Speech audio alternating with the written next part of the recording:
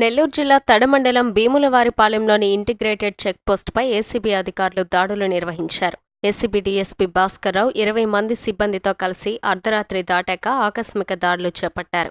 ఇన్అవుట్ చెక్పోస్టులు, RTO కార్యాలయాల్లో తనిఖీలు చేశారు.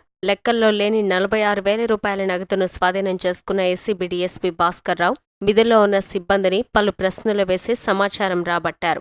ఏసీబీ దాడుల్లో ఈ దఫా ప్రైవేట్ వ్యక్తులు ఎవరూ చిక్కకపోవడం ఆశ్చర్యం. అయితే అదనపు నగదు లభించడంతో మామూలు దందా ఇంకా వేడలేదని, వాహనాల వద్ద అక్రమ వసూలు కొనసాగుతున్నాయని ఏసీబీ గుర్తించింది.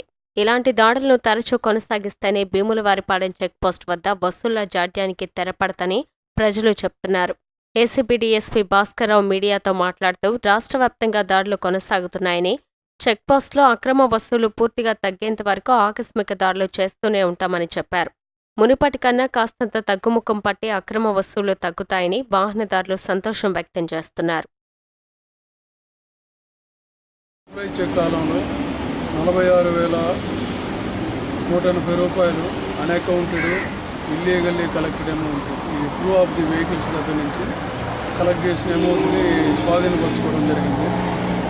Incoming, outgoing, commercial tax check post, ఈ ట్రాన్స్పోర్ట్ వింగ్ చెక్ పోస్టు, ఈ 3 ప్లేసుల్లో ఈ అమౌంట్ దొరికింది.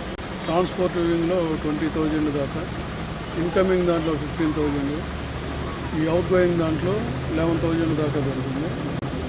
ఈ అమౌంట్ని స్వాధీనపరచుకోవడం జరిగింది. వాళ్ళు ఈ అమౌంట్ గురించి ఏమీ చెప్పలేదు, సైలెంట్గా ఉన్నారు. అందువల్ల ఇది స్వాధీనపరచుకోవడం.